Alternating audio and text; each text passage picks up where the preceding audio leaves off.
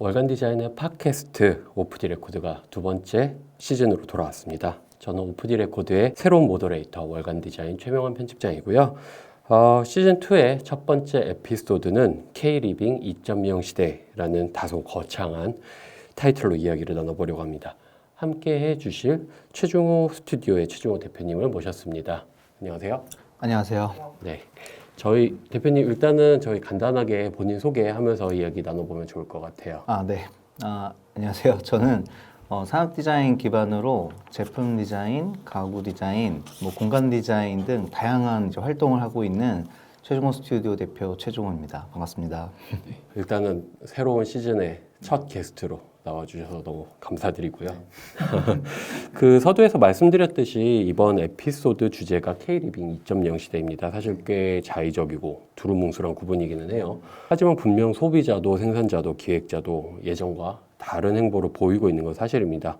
좀 재미있는 거는 최근 예능들을 보면은 북유럽 스타일, 미드 센추리 모던 이런 용어들이 좀 귀에 많이 들어오는 것 같아요. 예전에는 리빙 잡지에서나 간신히 볼 수 있었던 표현들인데 그런 용어들이 많이 등장하는 게 좀 흥미롭고, 또 되게 재밌는 거는 예능이나 유튜브 같은 곳에서도 그런 것들이 좀 되게 빈번하게 나오거든요. 그리고 어떻게 꾸미고 사는지에 대한 대중들의 관심도 굉장히 높아지고 있다는 생각이 들고, 이런 흐름이 실제로 제품과 가구를 만드는 디자이너 입장에서도 좀 어떻게 와닿는지, 와닿는 부분이 있는지 좀 궁금합니다. 아무래도 이제 저희는 그 공간 디자인 프로젝트를 이제 하고 있고 또 가구 디자인도 하고 있다 보니까 예전에는 이제 공간 프로젝트를 진행을 할 때 이제 가구를 이제 공간에 넣으려고 할 때 공간 디자인이 다 되고 마지막에 가구 선택을 하는 상황이 생긴단 말이에요. 그러니까 어떻게 보면 예산이 가장 조금 남았을 때 어떻게 보면 그 공간의 구색에 맞는 그냥 가구를 저렴한 가구를 산다든지, 또 예전에는 조금 이미테이션 가구를 넣는다든지 좀 어떻게 보면 선택지가 많지는 않았었어요. 근데 요즘에는 이제 가구의 어떤 그 우리가 이제 생각하는 것들이 되게 중요해지다 보니까 이제 공간에서 가구의 결이 공간의 결하고도 사실은 이제 같이 맞물리는 부분이 있다 보니까 이제 가구를 어떻게 선택하냐 이런 부분들이 공간 프로젝트 할 때 되게 중요해졌고, 이제 발주처나 클라이언트 입장에서도 이제 가구를 애초에 선택하는 것조차도 같이 관여하면서 같이 결정하는 일이 많아졌어요. 이제 아무래도 저희는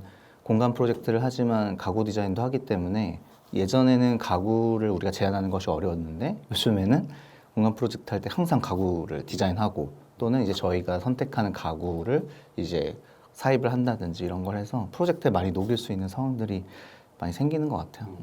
확실히 가구가 예전 같으면은 불과 몇 년 전인데도 불구하고 대기업들의 상업 공간을 가서도 사실 이미테이션 가구를 심심치 않게 볼 수가 있었거든요. 근데 지금은 아주 작은 소상공인의 공간에서도 정말 진짜 오리지널 가구를 갖다 놓는다든지 이런 경우가 되게 많이 늘어난 것 같다는 생각이 들기는 해요. 제가 최근에 좀 재미있는 일이 있었는데, 그 스튜디오에서 이제 가끔 이제 면접을 볼 때가 있잖아요. 20대 초반 정도 되는 친구가 이제 인턴 면접을 보는데, 저는 이제 보통 포트폴리오 같은 거를 이렇게 물어보거나 이런 것보다는 그들 라이프 스타일이나 어떤 사고방식을 갖고 있는지를 많이 물어보거든요. 제가 최근에 이제 가장 그 소비를 크게 했던 게 뭐냐라고 이제 질문을 했는데, 돈을 모아서 건축가의 가구를, 빈티지 가구를, 의자를 샀다고 하는 거예요. 그게 너무, 그러니까 되게 신선했었어요. 그러니까 우리가 이제 20대 때 당시에는 그 가구라는 거는 어쨌든 자기가 어떤 공간이 확보된 상태에서 그러니까 나중에 정말 공간을 꾸밀 수 있을 때 사는 어떤 카테고리였잖아요. 근데 이들이 자신의 취향에 맞는다고 의자를 산다? 되게 신선한 일이었고, 정말 많은 상황들이 바뀌고 있다라는 걸 좀 체감을 했었죠. 그렇다면 조금 되게 노골적으로 직관적으로 요새 사람들이 가장 많이 찾는 리빙 가구들이 무엇이 있을까 좀 궁금하기도 하고, 관심과 경향이 조금 어디에 쏠려 있는지도 좀 궁금하거든요. 잠깐 요 얘기를 좀 하고 싶은 부분이, 이게 미드 센추리가 정말 사랑을 많이 받잖아요. 근데 저는 사실 이게 그 대학교 1학년 때 그 대학교 들어갔을 때 사실 그 교수님들이 쓰고 있는 가구들이 다 미드 센추리 가구였거든요. 그러니까 사실 요즘은 미드 센추리 가구를 넣으면 어떤 표현을 쓰냐면 그런 소위 이제 젊은 층의 트렌디한 공간에 미드 센추리 가구들이 믹스가 되면서 힙하고 멋지다, 쿨하다 이런 얘기를 진짜 많이 하거든요. 그러니까 어떻게 보면 물론 이제 사이클은 도는 거긴 하니까. 근데 왜 이런 부분 에서 열광을 할까? 이건 그냥 개인적인 생각인데 요즘 친구들은 어쨌든 뭐랄까 좀 자연스러운 거 좋아하잖아요. 그러니까 사진을 찍더라도 뭔가 행위를 하고 있는 거, 뭔가 지나가고 있는 거, 뭔가 좀 그런 부분들, 그리고 뭔가 인위적으로 뭔가 억지로 하려고 하지 않는 모습들이 되게 많이 드러나요. 근데 이제 미드 센추리 가구들은 제가 봤을 때는 뭐 이제 되게 본질적인 구조와 기능들로 이루어진 사실 가구들이란 말이에요. 근데 그거 자체가 뭔가 예뻐 보이려고 뭔가 자기적인 어떤 맛들이 없는 거죠. 그리고 그것 자체가 그냥 멋있고 쿨한 거예요. 그래서 그런 요소들이 젊은 층들한테 조금 더 와닿는 것 같고, 그리고 그렇게 기능과 본질에 충실한 구조미가 드러나는 디자인이다 보니까 어떠한 공간에 들어가도 되게 믹스하기가 좋은 거죠. 그래서 요즘은 그런 부분들에서 젊은 층들이 많이 열광하는 것 같고, 그래서 미드 센추리가 이제 젊은 층뿐만 아니라 이제 F&B나 이런 다양한 공간에서도 이렇게 문화적 융합이 되게 많이 될 수 있는 것 같아서 좀 많이 주목하는 것 같아요. 그럼 브랜드는 혹시 특별히 요새는 사실 저는 뭐 잘은 모르는데 그냥 그런 것 같아요. 그러니까 뭔가 이제는 예전에 이제 우리가 생각했을 때 이탈리아 뭐 가구 명품 브랜드나 뭐 이제 수입 가구 브랜드들 이런 옵션들이 이제 있었는데 지금은 이제 국내 브랜드들도 이제 어떻게 보면 잣대가 이제 아주 똑같다라고 볼 수는 없지만 그래도 예전보다는 보수적인 시각에 조금 벗어나서 어떤 품목들은 국내 브랜드에서 살 수도 있고 그런 편견들이 조금 사라지는 것 같아요. 뭐 어떤 특정 브랜드는 잘 모르겠지만 뭔가 다양한 브랜드들을 이제 좀 흡수하려고 하는 것 같다 이런 생각이 좀 들어요. 질문이 하나 있는데요. 저희가 이제 젊은 층에서 가구에 대한 흥미도가 높아지고 있다는 게 느껴지거든요. 근데 그 친구들이 고민하는 것 중에 하나가 이제 이케아 같은 거 처음 들어왔을 때 오 이케아다 하면서 저렴하게 사다가 보니까 가구의 세계가 너무 넓은 거죠. 그래서 어디서부터 시작해야 되지?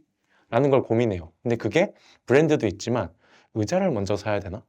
아니면 뭐 책상을 먼저 사야 되나? 이런 거에 접근하기 좀 좋은 첫 번째 선택지 같은 게 있을까요? 이런 거 먼저 사는 게 좀 좋을 것 같다 시도를.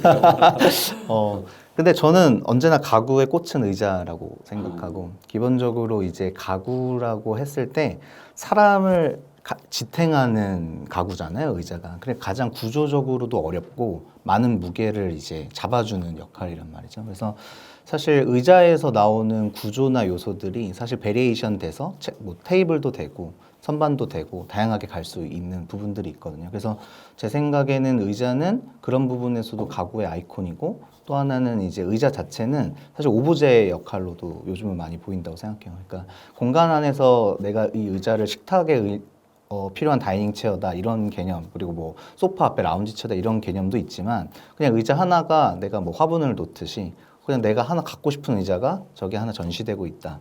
이런 부분들이 있기 때문에 의자로 시작하는 게 맞지 않을까 그런 생각이 드네요. 대표님 생각하시기에는 사람들이 언제부터 이런 리빙 브랜드나 가구 뭐 이런 쪽 공간에 관심을 갖게 됐다고 생각을 하시나요? 뭐 정답은 없겠지만은 네. 일단은 저는 좀 가장 큰 역할은 인스타그램이 되게 크다고 생각해요. 그러니까 인스타그램이 제가 봤을 때는 그런 얘기를 제가 많이 하거든요. 자신의 무드보드를 만들 수 있는 곳. 그러니까 어떻게 보면 자기를 이제 객관화하는 게 어렵잖아요. 내가 뭐를 좋아하고 어떤 느낌들을 내가 갖고 있는지를 사실 자신 스스로가 판단하기 힘들단 말이에요. 근데 인스타그램은 물론 이제 뭐 소셜 네트워크라는 개념도 있지만 어쨌든 자신이 좋아하는 것들을 이렇게 계속 확인할 수 있는 거죠. 플랫폼 자체가. 그렇기 때문에 요즘에는 이제 자신의 어떤 옷 스타일, 그리고 자신의 어떤 공간, 자신이 어떤 친구를 만나는지, 그리고 자신이 어떤 의자에 앉았는지 이런 공간에 있는 자신의 모습들도 남기면서 내가 이런 걸 좋아하는 사람이구나를 조금씩 더 인지하게 되는 것 같아요. 그러면서 이제 내가 좋아하는 영역의 폭이 더 다양해지고 그걸 이제 알아나가는 상황들이 많이 생긴 거죠. 그러다 보니까 리빙에서도 내가 어떤 스타일을 좀 더 좋아하는지를 조금 더 알게 되고 그러다 보니까 이제 리빙 쪽도 조금 그런 어떻게 보면 이제 패션 쪽에 좀 더 관심이 많았던 층들도 이제 리빙 쪽에 더 관심도 많이 생겨지고 더 확장되는 것 같아요. 그래서 어쨌든 자신의 무드보드를 그렇게 만든다는 게 저희 디자이너 입장에서는 되게 좋은 일이다. 왜냐하면 다양한 취향에 맞는 결을 디자인할 수 있는 어떤 계기가 좀 되기도 하거든요. 어쨌든 발주처나 클라이언트들도 예전보다는 이제 취향의 폭이 좀 다양해져서 그러면은 그런 사람들의 아까 잠깐 이야기를 해주시긴 하셨지만 그런 사람들의 어떤 관심과 변화가 실제 작업을 하시는 디자이너 입장에서는 좀 어떤 영향을 미쳤는지도 좀 궁금하거든요. 아까 잠깐 말씀드렸지만 일단은 조금 더 그러니까 저희가 이제 예전에 디자인을 할 때는 뭐 진짜 대다수가 좋아하는 그 교집합을 찾는 디자인이 폭이 되게 좁았어요. 그러니까 보통 뭐 우리나라 사람들은 어떤 제품을 할 땐 뭐 어떤 색이어야 되고 뭐 이런 데는 약간 이런 데코레이션이 들어가야 된다라는 약간 어떤 기준들이 좀 많이 설정되어 있었는데 지금은 그 폭이 좀 많이 넓어진 부분들 그래서 이제 디자인을 할 때 조금 영역이 넓어진 부분들이 좀 되게 저한테 많이 와닿았고 또 하나는 이제 제가 이제 그 가구 브랜드랑 협업을 많이 했잖아요. 그런 부분들 그러니까 사실 예전에는 우리나라 가구 브랜드들이 디자이너 협업이나 이런 문화 자체가 거의 없었다고 볼 수 있죠. 많지 않았는데 이제 가구 브랜드들이 자신이 하던 방식 말고 뭔가 새로운 시도를 하려는 것들. 그래서 그런 것들이 이제 저한테는 많이 공감이 되죠. 와, 이제 진짜 우리나라도 국내 리빙 브랜드가 새로운 관점들을 받아들이고 협업을 해서 뭔가 새로운 그 제품을 출시하려는 모습들이 많이 느껴지니까 네, 그런 것들이 좀 많이 와닿는 것 같아요. 그런 다양한 협업 프로젝트들이 이번호 디자인에 소개가 되어 있어요. 저는 되게 좀 흥미로운 게 저희는 분명히 되게 다양한 가구 브랜드들을 컨택을 해가지고 취재를 했는데 심심찮게 같은 이름들이 계속 나오면서 그게 약간 디자이너와의 협업 특정 몇몇 디자이너 물론 대표님도 계시고 몇몇 디자이너와의 협업의 폭이 굉장히 넓어졌다라는 생각이 들어가지고 이거 되게 고무적인 현상이다.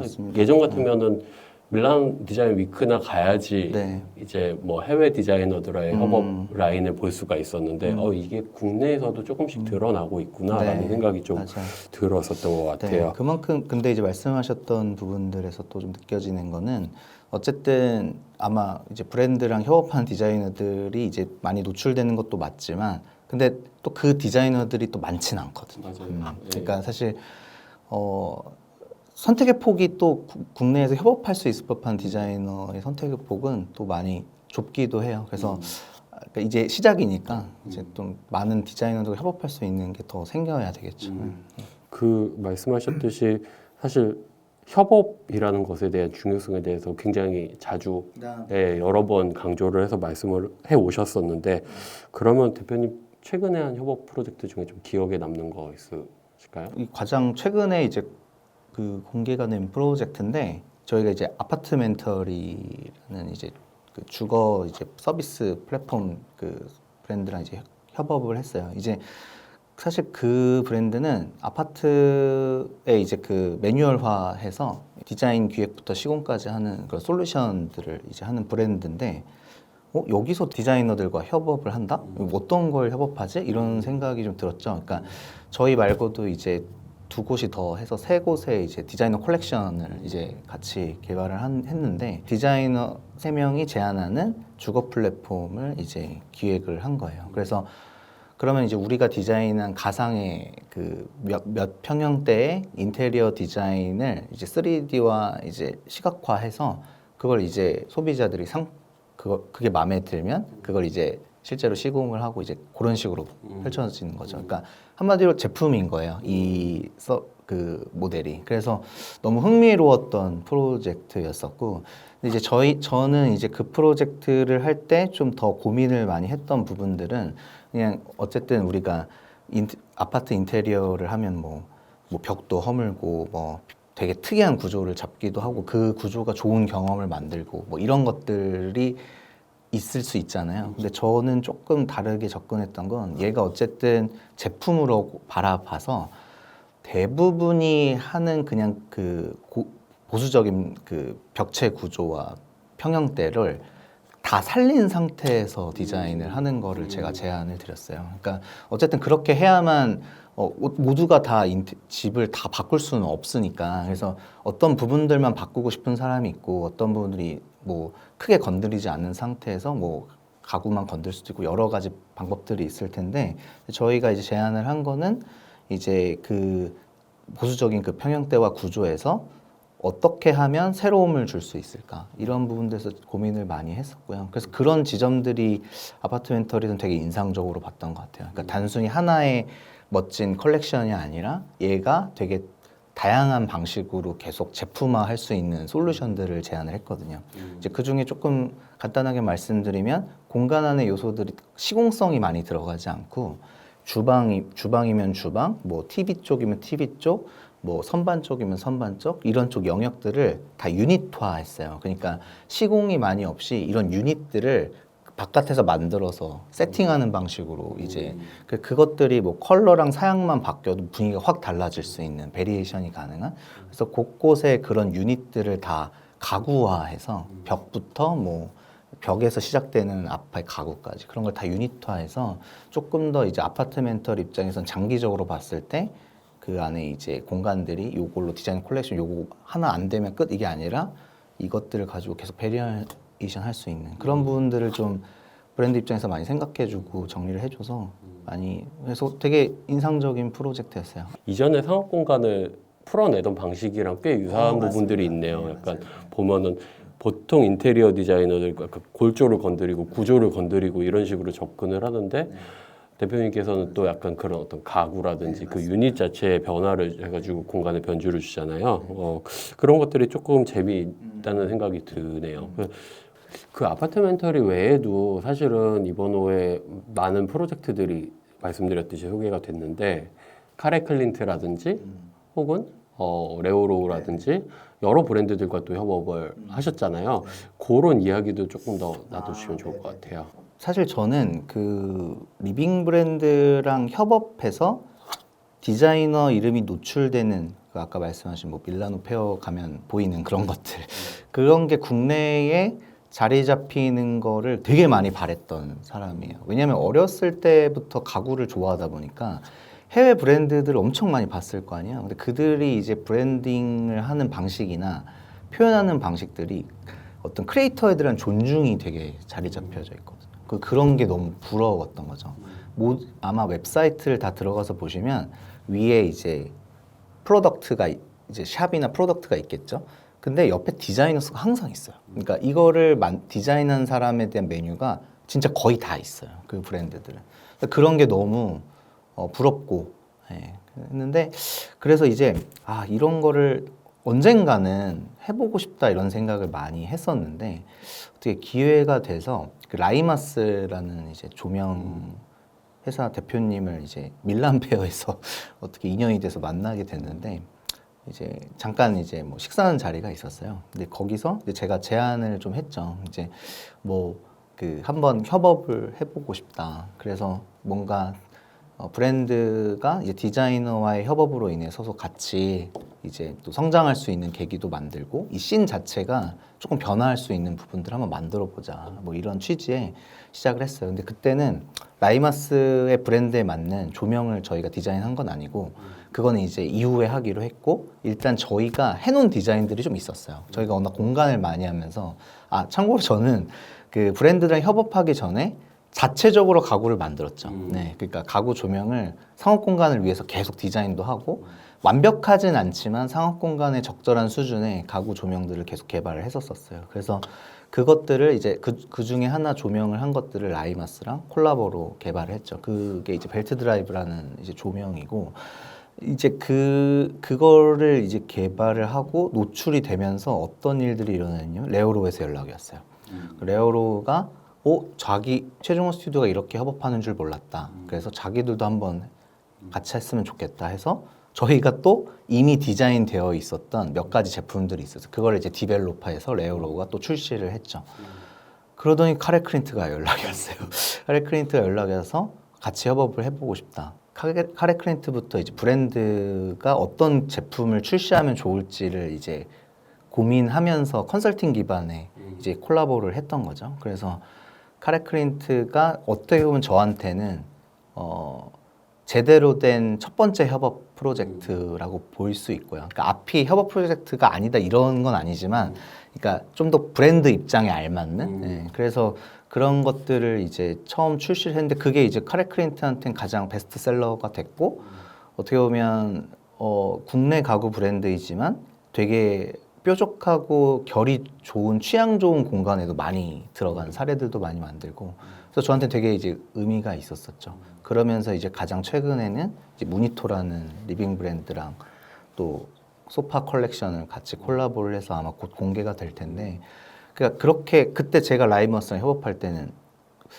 디자이너를 노출해서 협업하는 가구 작업 거의 없었어요. 근데 그게 되고 그 레오로 카레 클린트 이런 게 좀 더 뭔가 확장되면서 어느 순간 다른 리빙 브랜드 이것 때문인지는 모르겠지만 어쨌든 다른 브랜드들도 뭔가 그렇게 진화하는 협업도 많이 되고 리뉴얼도 많이 되면서 전체적으로 씬 자체가 확 올라오는 느낌이 들었죠. 그래서 리빙 페어를 갔는데 예전에는 그 편집샵 수입 가구 브랜드 편집샵들이 엄청 많은 그런 공간들로 많이 있었었는데 이제 가면 국내 브랜드들의 그 어떤 퍼포먼스가 굉장히 강력해진 그런 것들이 리빙페어를 줄 이루는데 되게 기분이 너무 좋았어요. 질문이 있는데요. 네. 그러니까 최종원 대표님께서는 말씀 딱 해주신 것처럼 되게 여러 디자인 분야를 어떻게 보면 걸쳐서 네. 잘 하시는데 이런 것들이 굉장히 이 씬에서 특이한 사항인지 즉 산업 디자인 하는 사람은 산업 디자인만 파고 네, 가구 하는 사람은 가구만 파는지 음. 아니면 점차 이렇게 변하고 있는지 네네. 궁금하더라고요. 일단은 국내에서는 굉장히 드문 케이스는 맞죠. 근데 이제 사실 해외로만 가도 산업 디자이너, 그러니까 우리 학생 때 산업 디자이너는 대부분 이제 생활가전, 뭐 핸드폰, IT 기기 뭐 이런 것들을 디자인을 하는 회사를 들어가는 게 거의 대부분이었어요. 근데 사실 그때 당시만 우리가 좋아하는 산업 디자이너들 해외만 봐도 그들은 가구, 제품, 막 공간까지도 하고 있는 이런 케이스가 되게 많았죠. 그러니까 산업 디자이너라는 것 자체가 영역이 되게 넓힐 수 있는 거거든요. 그러니까 제품 디자이너가 아니라 산업 디자이너인 거잖아요. 그러면 사실 되게 많은 부분들에 기여할 수 있는 이제 영역이긴 한데 아무래도 이제 우리나라 그 당시에는 산업 디자이너가 너무 제품에, 그러니까 메스한 제품에만 좀 국한된 그런 프로젝트로만 이루어져 있다 보니까 그런 게 이제 드물죠. 근데 지금도 사실 많은 건 아닌데 그래도 그런 케이스들이 조금씩 생겨나곤 있죠. 근데 아직도 뭐 갈 길이 먼.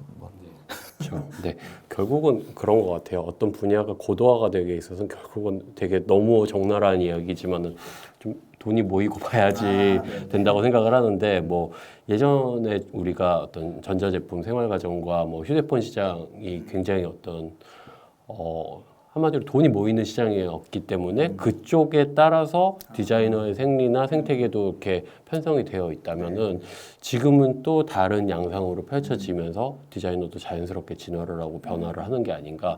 여기 올라타지 못하는 디자이너들은 그냥 이제 역사 속으로 이제 사라지게 되는 거고 또 여기서 어느 정도 적응을 해 나가는 디자이너들은 또 다음 스텝으로 넘어가는 게 아닌가라는 생각도 좀 해봅니다. 네. 사람들의 관심이 늘어나고 시장이 커지면 자연스럽게 다양한 도전들을 좀 볼 수 있게 되는 것 같아요. 그래서 제품이든 뭐 가구든 공간이든 어떤 시도들이 일어나고 있다고 보시는지. 예. 일단은 그 제품 쪽은 그 공간 영역으로 많이 확장하고 있거든요. 최근에 이제 LG도 그 모듈 건축 네. 쪽도 들어가고 있고 저희랑도 사실 최근에 어떤 프로젝트를 하고 있는데 공간과 연관 있는 프로젝트예요. 그런데 이제 사실은 제품이 이제 제품으로만 쓰이는 게 아니라 공간에서 어떤 상호작용을 일으키고 공간이 갖고 있는 무드와 결이 이 제품하고 잘 맞는지까지도 고려하는 부분이 있다 보니까 이제 단순히 뭐 가습기 디자인 해주세요 이게 없고 그냥 뭔가 이상한 개념들이 있어. 그러니까 새로운 개념들이 계속 있어서 너무 어려운 거야. 아 이게 처음 보는 여기 방식들이 있어서 와 이제 프로젝트 자체가 저희는 멀티 스튜디오라고 이제 불리더라고요. 근데 다양한 영역을 하니까 그들 입장에선 그러니까 독특한 거죠. 그러니까 지금 하려고 하는 게 복합적인 걸 하려고 하는데 그런 걸 할 수 있는 곳이 많지 않으니까 가구랑 공간이랑 제품을 하니까 우리의 뭐 스타일을 떠나서 이쪽에서 같이 하면 될 것 같아 뭐 이런 생각이 들 수도 있고 그래서 그런데 저희는 너무 어려워요. 이제 너무 그러니까 개념을 다 복합적으로 요즘 뭐 축구만 해도 포메이션 뭐 그 각각의 포지션 이런 거 없잖아요. 그냥 뭐 공격수가 뭐 그 압박도 해야 되고 뭐 골도 넣어야 되고 뭐 다 이것저것 다 해야 되는데 진짜 그 경계가 너무 없어지니까 그 팀원들하고 이거를 같이 그 아예 그 경계가 없이 이 프로젝트를 하는 것 자체가 되게 어려운데 그래서 그런 어려운 일들이 너무 많다는 거. 그리고 조금 이제 생각나는 거는 이제 저희가 한 2년 전, 3년 전 했던 건데 자이 아파트 GS자이랑 이제 협업을 했는데 GS자이가 우리 스튜디오는 어떤 일을 하지? 이제 이렇게 연락이 왔는데 커뮤니티 그 아파트 커뮤니티가 이게 공간이 이제 외부의 그 핫플레이스, F&B 이런 게 워낙 활성화되니까 사실 아파트 커뮤니티도 어떻게 보면 아파트 주민들한테는 카페고 뭐 쉬는 곳이고 그런 곳이잖아요. 그러니까 여기를 조금 더 바깥에 우리가 상업공간 가듯이 즐길 수 있으면 어떨까 이런 관점이 있어서 저희한테 아파트 그 커뮤니티 총괄 기획을 냈었어요. 처음엔 이거 할 수 있을까? 너무 갑자기 저희 그때 당시에 칫솔도 디자인하고 있었거든요. 칫솔 디자인하고 있는데 갑자기 아파트 커뮤니티? 그러니까 약간 다 멘붕이 오는 거죠. 그러니까 영역이 막 여기에서 갑자기 이만해지니까 그러니까 그만큼 이제 그들도 그 해왔던 방식으로 일을 하지 않고 다양한 관점을 받아들이려고 하는 거죠. 그래서 이제 저희가 어쨌든 상업 공간을 많이 하다 보니까 GS자이 커뮤니티 이제 총괄 기획을 하면서 이제 자이 아파트의 가이드, 커뮤니티 가이드를 잡았었는데 그만큼 이제 그런 관심사가 엄청 넓어진다고 느꼈어요. 실제로 자이의 그 커뮤니티 기획을 하면서 스트릿 퍼니처도 다 신규로 개발을 했었거든요. 그래서 그런 부분들 보면 되게 프로젝트 자체가 이제는 단순하지가 않다. 사실 모든 디자인 회사들이 그렇게 토탈 멀티플레이어가 되기 쉽지 않잖아요. 어떻게 그게 가능한가요? 그런 친구들을 계속 뽑는 건가요? 왜냐하면 우리가 대학교에서 디자인 공부를 하더라도 딱 되게 전문 영역으로 되게 좁고 깊게 파는 경우가 많기 때문에 디자인 스튜디오의 역량 그리고 가능성을 넓히기 위해서는 또 그런 인재들이 필요할 텐데라는 생각도 들고 아니면은 있는 친구들한테 해봐라고 던져놓는 게 더 효율적인지? 근데 어쨌든 물론 그 이제 스튜디오가 캐릭터가 조금 생기면서 지원하는 친구들의 역량도 조금 더 거기에 맞는 친구들이 들어왔었던 것도 사실이고 사실 그들이 있었기에 이제 결과물들이 좋았던 것도 사실이죠. 근데 이제 조금 더 과거로 가면 어쨌든 저는 좀 운이 좋았던 것 같아요. 그러니까 좀 자연스럽게 카테고리가 확장되면서 좀 융합이 잘 됐다라고 봐야 되나? 그러니까 제품을 하면서 자연스럽게 가구도 하고 자연스럽게 공간을 하면서 이게 전체적으로 하니까 거기에 맞는 브랜딩도 하게 되고 그러면서 전체적으로 크리에이티브 디렉션도 짜고 그거를 또 어떻게 소비자한테 보여줄지에 대한 고민도 많이 하는 일을 했거든요. 그러다 보니까 이게 어떻게 보면 프로젝트는 다 다르긴 한데 기본적으로 이 코어는 사실 비슷한 부분들이 많아요.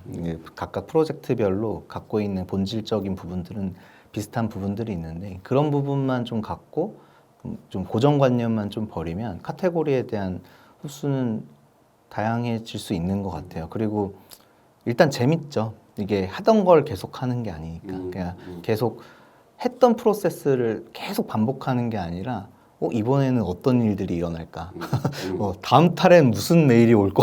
약간 다음 달에는 또 무지막지한 일들이 오는 거 아니야? 대표님은 기대하시는 거 아니에요? 직원들은 그렇죠.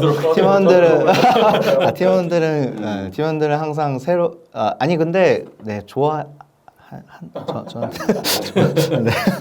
네, 그렇죠. 돌아가셔서 한번. 아, 네, 네, 알겠습니다. 근데 약간 그 지금 농담처럼 이야기를 했지만은 팀원들의 어떤 지속 가능성 면에서도 되게 좀 걱정을 하셔야 될 것 같다는 생각이 드는 거예요. 이게 지치면 안 되잖아요. 새로운 일을 하는 거에 대한 새로운 프로젝트를 한다는 건 결국은 어떤 프레셔가 있는 거고 카테고리가 심지어 확장된다면 더 힘들 텐데 좀 그런 거에 대해서 팀원들을 좀 취업하기 위한 뭐 노하우 같은 게 있으신지.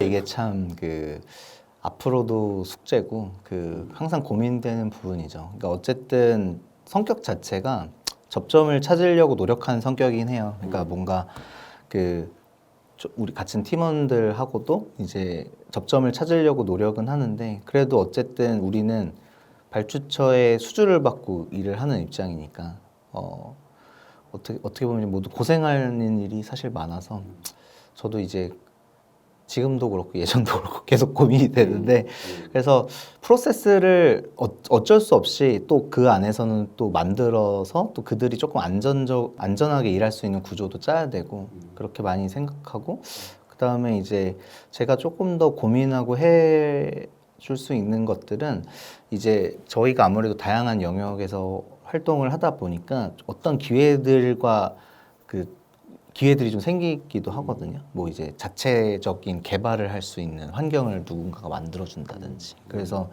저는 이제 아무래도 이제 저도 제 이름을 가지고 활동하는 스튜디오이다 보니까 지금 있는 친구들이 그 어쨌든 저희 안에서도 뭔가 자신의 어떤 취향과 그 느낌을 반영할 수 있는 제품을 개발할 수 있는 부분들을 좀 할 수 있는 환경을 만들면 좋지 않을까 해서 사실 아까 제가 갖고 있는 숙제 중에 하나예요. 그래서 그런 것들을 해서 그들이 이 스튜디오에 있으면서도 자기 개발을 하고 자신의 제품도 디자인할 수 있는 부분들 이런 거를 할 수 있게 제가 좀 빼빠지게 노력해요. 그 지금 말씀 주신 거는 이제 대표님께서 팀을 위해서 고민하는 거잖아요. 모두를 위한 거죠. 팀 우리 저도 반대로 팀 분들은 얼마나 이제 이런 환경들에 대비가 돼서 오는지 궁금해요. 아 대학 교육 이후 아니면 뭐 주니어에서 시니어 넘어갈 때 얼마나 준비가 된 상태로 조인하고 어떤 환경들인지 좀 궁금했어요. 사실 아쉽지만 준비가 많이 안 되어 있긴 해요. 그러니까 굉장히 그 3D에 익숙하고요. 그러니까 실질적인 거에 되게 많이 부족한 부분들이 있어요. 그래서 제가 이제 저희 스튜디오가 그 해외 쪽에서 그 이제 그 지원이 많이 오거든요. 근데 이제 진짜 우리나라랑 해외랑 조금 다른 지점은 물론 해외가 다 그렇다 이건 아닌데 이제 저희 스튜디오 지원은 대부분은 실질적인 작업에 집중한 디자이너들이 되게 많고 국내는 거의 3D 컨셉 이런 쪽에 더 해요. 그래서 사실 저희 스튜디오는 굉장히 컨셉적인 것들보다 굉장히 테크적인 거 이런 것들보다 실질적으로 만들 수 있는 거에 되게 집중하는 스튜디오거든요. 그래서 사실 오면 많이 고생하긴 해요. 아 이게 뭔가 이게 어떻게 만들어지는지 어떤 공정을 통해서 어떤 그 느낌을 추구하려고 하는지를 이제 해야 되는데 이게 전혀 안 되어 있어서 근데 오히려 이제 해외에서 좀 공부한 친구들이 스튜디오 들어올 때는 조금 그런 부분에 더 익숙한 것 같아요. 그래서 약간 그런 차이들이 좀 있어서 그 지금은 모르겠어요. 학교마다 많이 다르겠지만 그 좀 리얼 프로젝트를 많이 했으면 좋겠어요. 그리고 저 이전에 그 제가 그 프로젝트를 했던 것 중에 그 가격을 정해놔요. 그러니까 원가를 8만 원 안에 뭐 의자 만들기 뭐 이런 거죠. 그러니까 뭐 되게 거창한 컨셉과 내용이 아니라 그냥 실질적인 리밋을 주는 프로젝트를 디자이너이기 때문에 그 제약을 잘 활용하는 디자이너였으면 좋겠는 거죠. 근데 아무래도 대부분 3D에 익숙하고 그런 게 하다 보니까 와서는 정말 많이 고생. 근데 그렇다고 해도 그들은 목말라 하는 건 있어요.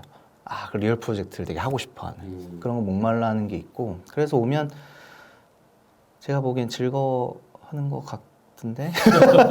돌아가서 물어보시면 물론 엄청 네. 힘들어하기도 하고. 네. 네, 그렇죠. 근데 역시 이 디자이너라는 DNA 속에는 좀 그런 것들이 있는 것 같아요. 결과물에 대한 프라이드가 자신의 다음 스텝을 좀 이끄는 게 있는 것 같거든요. 그 제가 몇 달 전에 그 낸도 스튜디오에서 좀 오랫동안 일하시다가 뭐 최근에 독립해서 혼자서 활동하고 계시는 한국인 디자이너분을 만나는데 낸도가 일을 그렇게 많이 시킨다고. 그리고 거기도 굉장히 영역이 넓잖아요. 그쪽도 이제 저 예. 비슷하죠. 네. 브랜딩까지도 하고 네. 다 하니까. 그런데도 그분이 그래도 그곳에서의 어떤 작업이나 활동들을 프라이드를 가지고 있을 수 있는 거는 어떤 그 결과물에 대한 어떤 프라이드가 아닌가라는 생각이 좀 듭니다. 네, 지금까지 되게 많은 이야기 들어봤는데요. 저희 오프디 레코드의 첫 번째 게스트로서 나오신 소감 한마디 듣고 싶습니다. 사실 편집장님께서 이제 연락이 오셨을 때는 처음에 고민을 좀 했죠, 제가.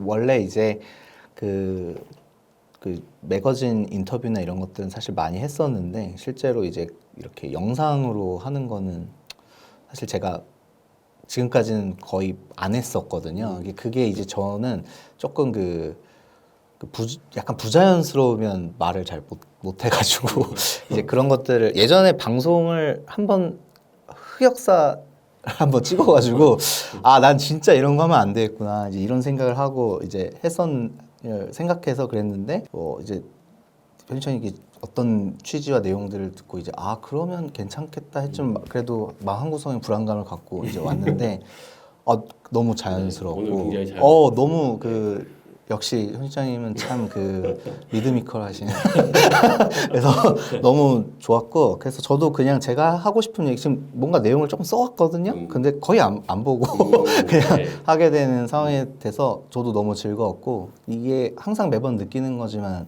이런 얘기를 할 때는 자기 스스로가 뭘 정의 내고 있는지 다시 한번 알게 되는 것 같아서 너무 좋고 유익한 시간이었던 것 같습니다. 네, 감사합니다. 네, 아쉽지만 이제 저희 팟캐스트를 조금 마무리를 해야 되는 시간이라서요. 긴 시간 함께해 주신 최종호 대표님께 다시 한번 감사드리고요. 저희는 다음 달 새로운 에피소드로 다시 돌아오겠습니다. 지금까지 저는 월간 디자인의 최명환 편집장이었습니다. 감사합니다.